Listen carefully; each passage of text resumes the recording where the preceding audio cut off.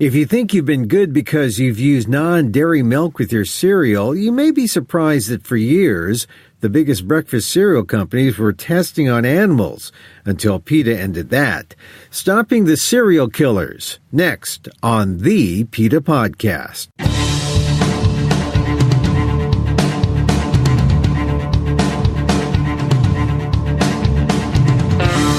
Welcome to the PETA Podcast. I'm Emil Guillermo, your host for this behind-the-scenes look at PETA, the largest animal rights organization in the world.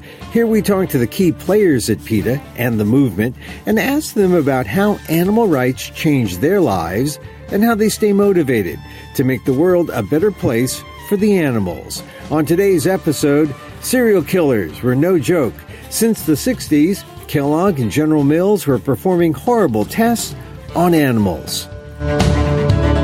Animals have been restrained in tubes. They've been hung by their tails. They're forced to run on treadmills and made to stand on hot plates. They're force-fed and starved. They're injected with chemicals, drugs, alcohol, cancer cells. They're forced to swim until exhaustion or inhale smoke. They're cut apart and have their nerves exposed or are electrocuted. They suffer facial lacerations. They're infected with harmful bacteria and viruses. They're also killed by suffocation or having their necks broken. So it sort of ranges the gamut of every cruel behavior you could think of is inflicted on these animals in these food industry experiments. Shalin Gala, a PETA vice president with the Laboratory Investigations Department, talks about how PETA found out what was done and how it stopped the big serial killers. But other food companies continue to test on animals. Why do they do it and what can be done? That's next on the PETA Podcast. But first, thanks again for joining us here at the PETA Podcast. This is the beginning of our second season, episode 54. Thank you for all your support. And tell your friends, share a link. Let them know the animals have a voice on the PETA Podcast. And if you just discovered us, keep binging. There's a lot to listen to on the PETA Podcast. If you're still looking for the perfect warm coat, remember it's not one with down feathers. Listen to episode 44. Keeping up with your healthy eating resolutions? PETA's vegan mentors are always available to help you. Listen to episode 25. On this season 2 kickoff episode, we talk about animal tests on food. Useless tests in more ways than one, and they're not even required. Some tests in other areas like drugs are required for toxicology reasons, but even there, PETA has gone in to improve the situation and save millions of animals' lives. Listen to episode 23. And remember, if you're on Apple Podcasts, don't forget to rate and review the show. It helps the algorithm know that PETA has a podcast on the issues important to you. There's also a link to a survey in our show notes. If you're so inclined, we'd love to hear your feedback. Now, if you really want to help the animals, you can always hit the Donate Now button at PETA.org. And if you're high-tech and have Amazon's Alexa, it's as easy as saying, Alexa, donate to PETA. And now to our episode. The serial killers have kept serial animal rights avengers busy throughout the years. PETA's Shalin Gala discusses how PETA found out that Kellogg's and General Mills were testing on animals and got both companies to stop. But others are still testing, and Gala discusses how PETA is negotiating to save animals' lives. Here's my conversation with Shalin Gala on how the food business is slowly changing their useless testing policies on the PETA Podcast. Animal testing for cereals. Why is that even needed? Well, that's just the thing. It's not needed at all, and these tests can easily be conducted in human beings. So during these tests that are being conducted either by or for the food industry, animals are being made to suffer from various harmful experimental procedures, and then they ingest various food ingredients to see if that creates a beneficial health effect that the experimenters will then try to extrapolate to human beings. So this is completely bad science. It's not reproducible. It doesn't translate at all to people, and it involves hurting animals in egregiously cruel tests. And so that's why we've sort of honed in on this area of experimentation. It really should be eliminated. And how did you find out about it?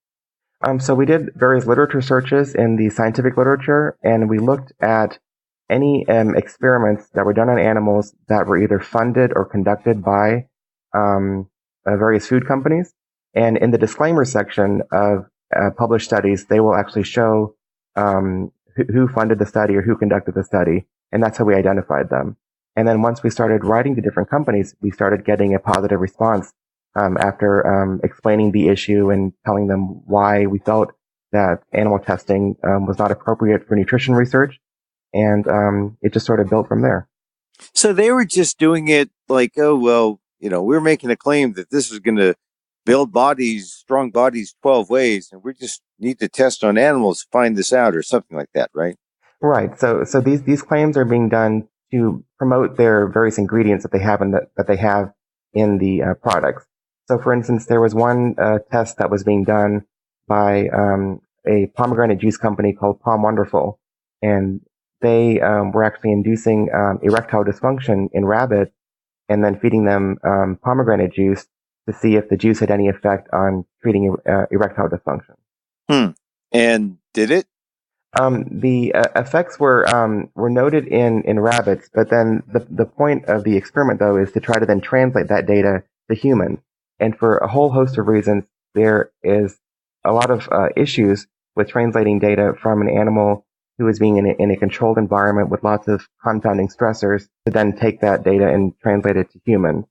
And the experiment then becomes rather worthless for when you're talking about human health. So rabbit does not equal human. Here's Palm, the pomegranate juice company, testing on rabbits to sort of bolster that claim that they would then sell to consumers. And how long have they been doing this test?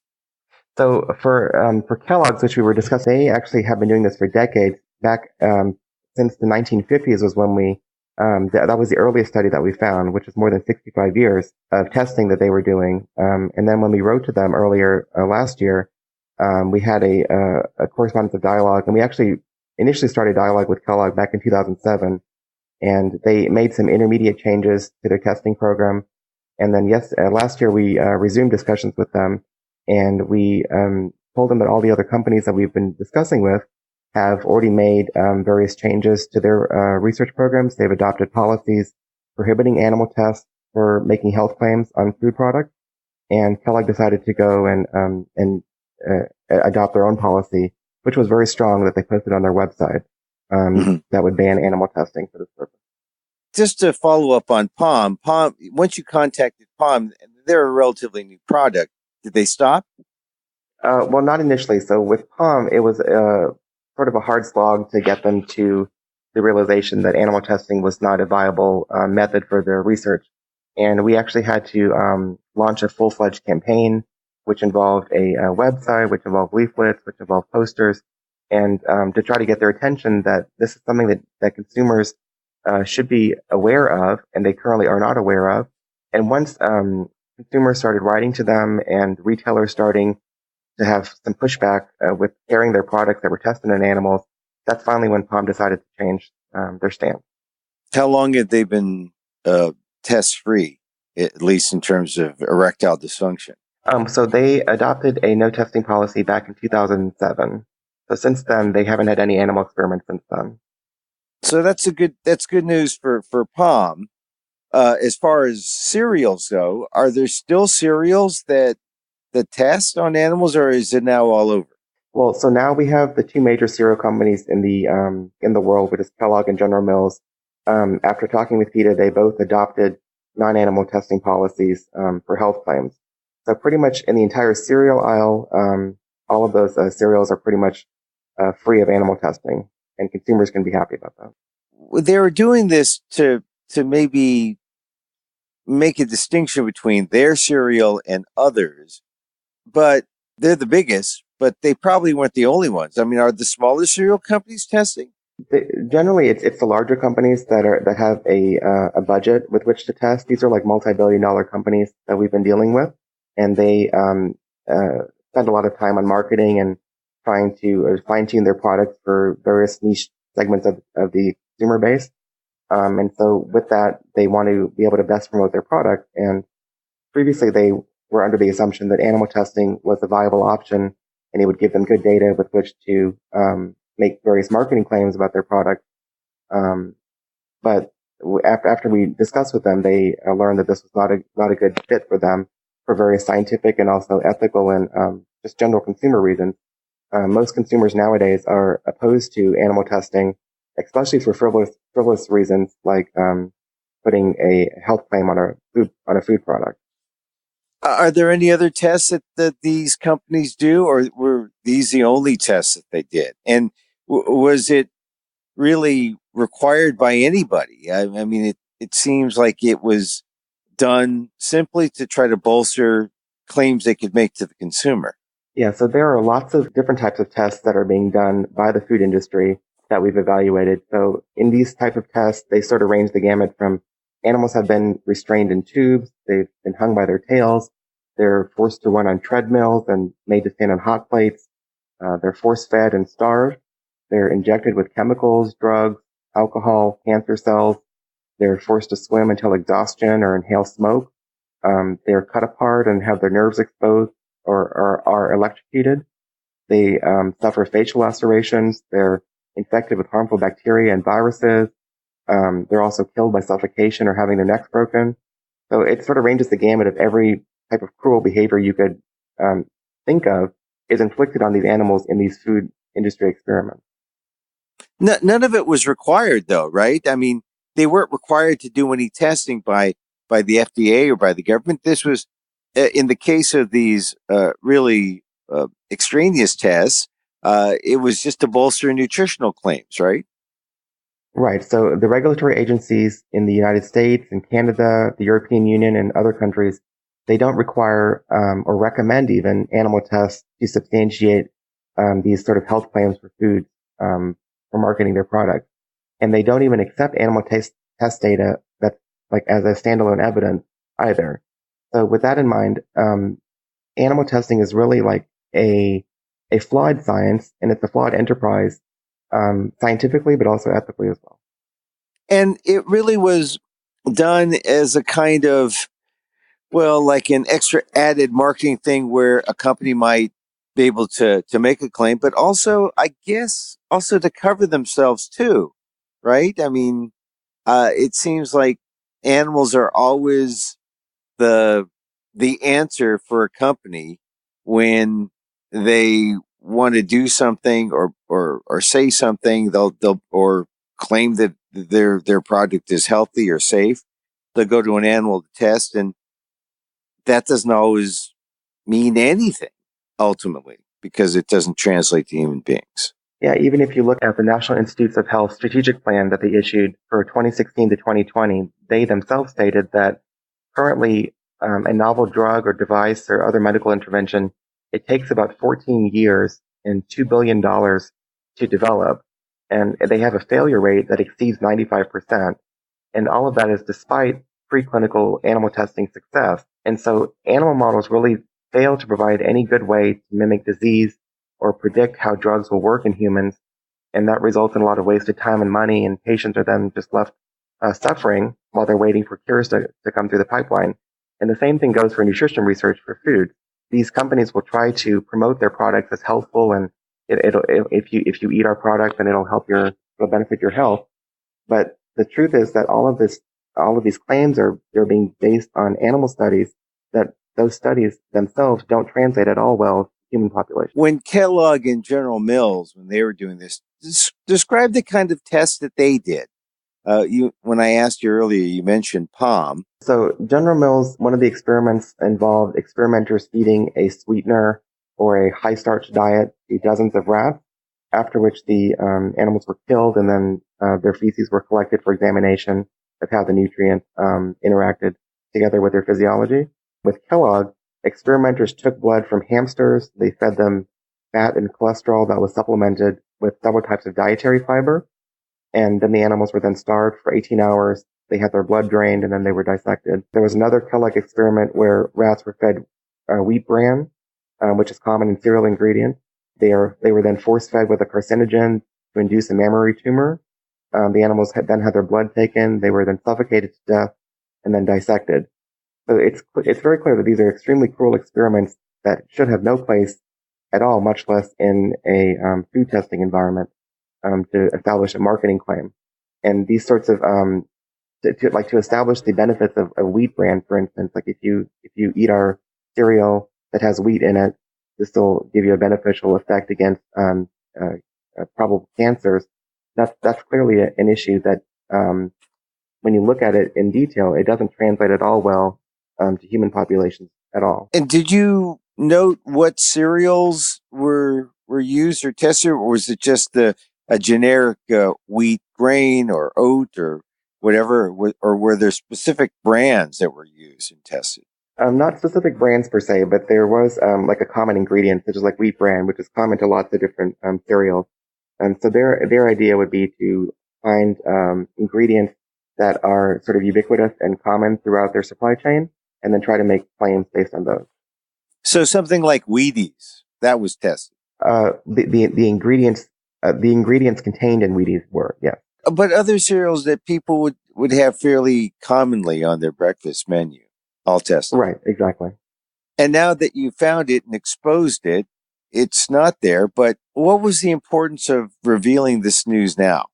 Well, the importance was that PETA's eyewitness investigations and decades of consumer education caused the public to become aware of cosmetics testing on animals and how that actually created a sea change in the entire cosmetics industry.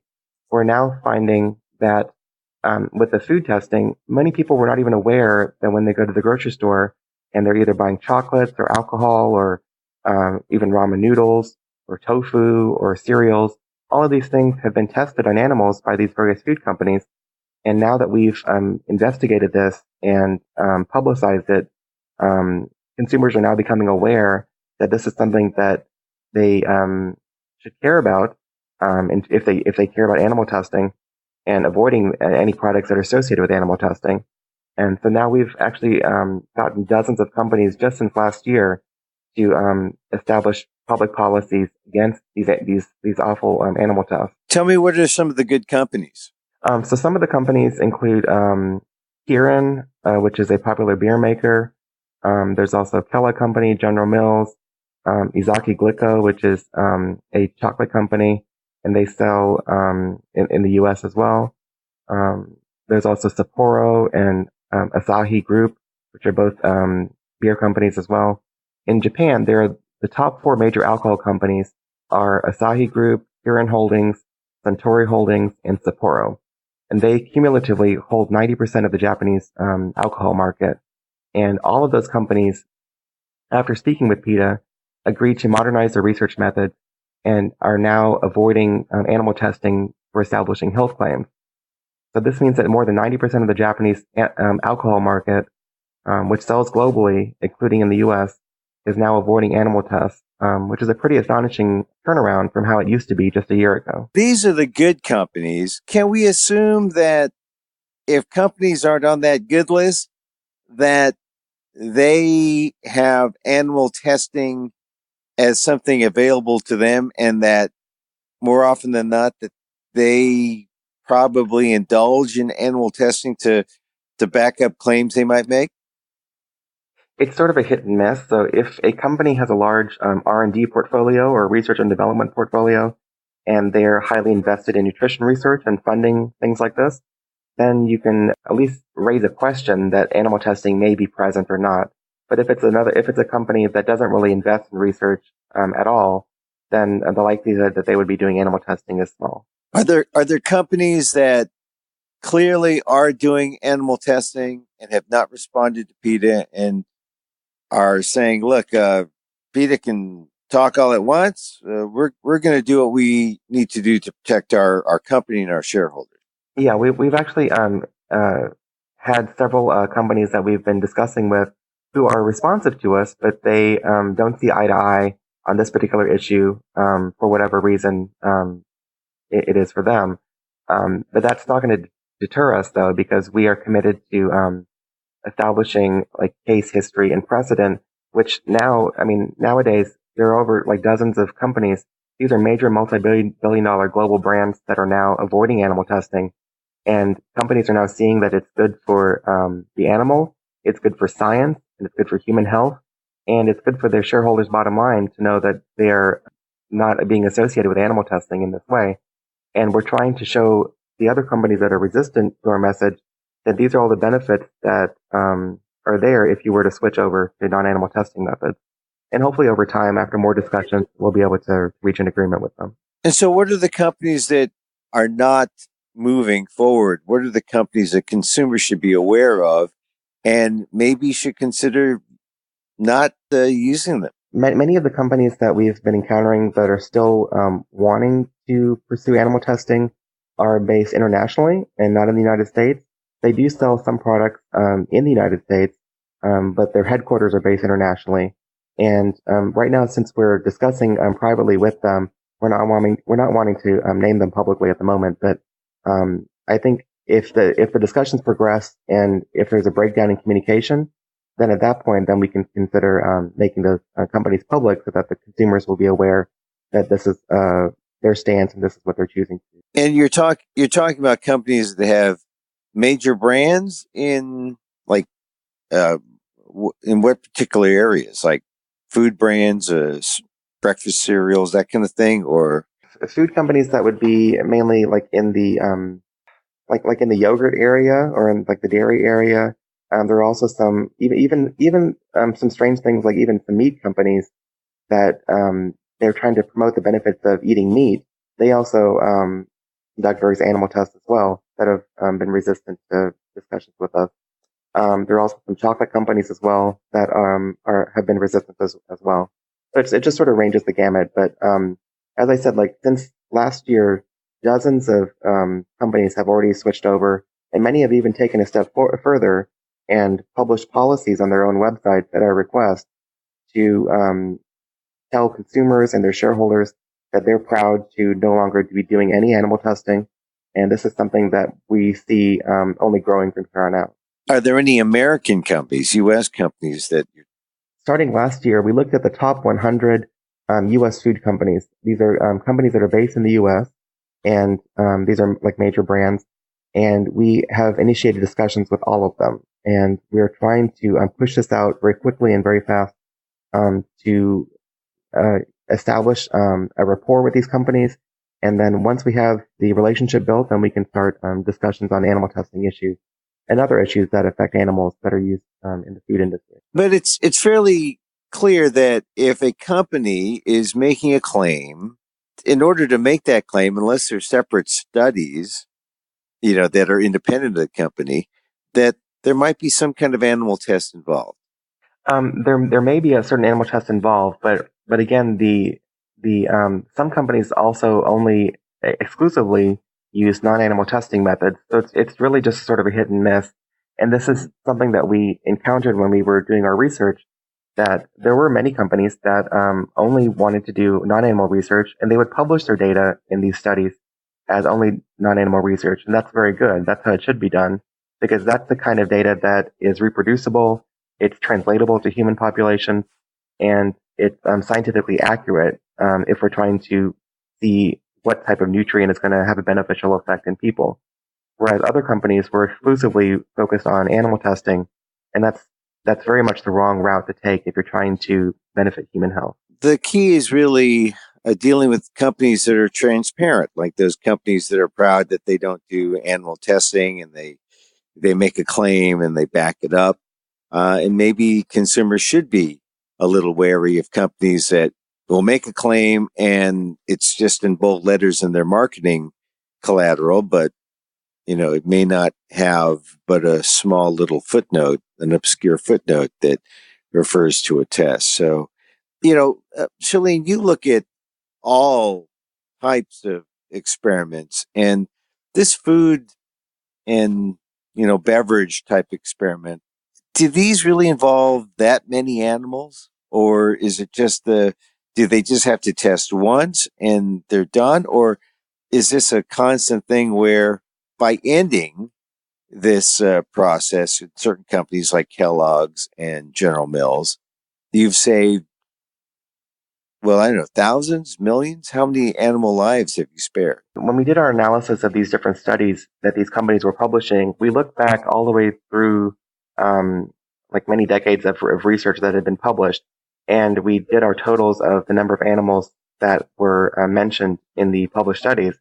And it turns out that thousands of animals have been used for this sort of experimentation that is really just frivolous experimentation for the purpose of marketing a product to make money. And there is no human health benefit that's coming out of these experiments, and it's only serving to line the pockets of these food companies. And that's why we're wanting to shed light on this issue. And when you look at an animal experiment, it's not only the type of experimentation, like the procedures that are involved, but it's also just the general environment that causes a lot of confounding factors with the data. So, for instance, with humans, researchers can communicate the research objectives and the study procedures to their subjects, and they can monitor the stress level. And if there's like a high stress situation, they can intervene and control the stress. But with animals, especially prey animals such as mice and rats, who are used mainly in nutrition research, their stress is often uncontrollable, since there are a lot of things in a laboratory setting that affect their well-being and the outcome of measurement. So things that are so mundane, such as like light or noise or temperature or cage cleaning, transport or lack of enrichment, social deprivation, human interaction and handling, or routine experimental procedures. All of these things have been documented in the scientific literature to cause stress in animals, and that stress affects the animal's physiology. And if you're trying to find like a nutrient that will have a beneficial effect on an animal, you need their physiology to be sort of controlled. And if their physiology is being, like pulled in various directions by all of these different variables, then any data you get from your experiment is going to be pretty much useless. Not to mention then trying to translate that data from a rat then to a human. So another example of bad science, and you're exposing this. Hopefully, we'll try to end the use of this. It has in the cereal industry, or the two biggest players, and hopefully we'll see other companies follow suit in other industries as well. So, well, Shalin, thank you very much again for joining us. I didn't realize that animal testing has all these different components. There's this kind of testing. There's the testing that's regulated and mandatory, and then there are these other kind of exploratory kind of testing. They're all bad. Is there a way to get to the answers we need without testing on animals? Sure, and there are actually lots of different alternative methods that are currently available that can be used instead of using animals. So one key factor in all of these experiments is that they all concern common food ingredients. And since there's no toxicity concern at all, studies could have easily been safely conducted in human beings. And with this approach, the results would have been directly relevant to human health. And there are actually already published human studies with these food ingredients. And there were also in vitro or test tube studies and other non-animal methods that could have been used instead of animals and would have yielded more accurate data that could have actually helped people in the long run. So when people are stubborn, when companies are stubborn and don't move, what do you think? Is it just because this is the way we've always done it? Is that the answer? Or I know that in the case of the cereal companies, ultimately they were very happy that they could say, hey, we don't use animals in those kind of tests. But is there that sense that, well, this is the way we always done it? Yeah, I mean, history is really a key factor in terms of how companies proceed. And if this is something this is just how it's always been done, this is the research paradigm that they're working with, and they don't want to cause any waves, and they think that this is the route of least resistance, then that's what they're going to pursue. But what we're trying to do is to educate consumers to say, hey, this is what's going on if you're shopping for your favorite cereal or your favorite chocolate or your favorite alcohol or your favorite ramen noodle. This is the type of stuff that's going on behind the scenes that you really should be aware of if you care about animals. Companies then are starting to take note of that. And once consumer sentiment reaches a certain degree, then food companies, if they want to keep their business, they're going to have to make adjustments to their research program in order to continue selling their product.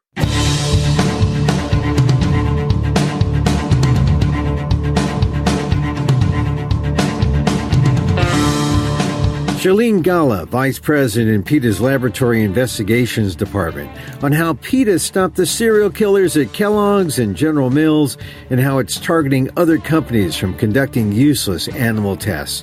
For links to more information, go to our show notes or to PETA.org.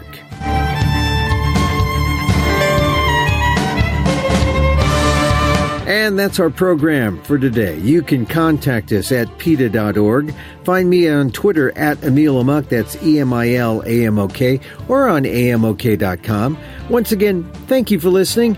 Check out all our episodes on Apple Podcasts, where you can rate and review the show. It helps get the word out about the issues you care about. And don't forget, you can help the animals and PETA, especially if you have Amazon's Alexa. Just say, Alexa, donate to PETA.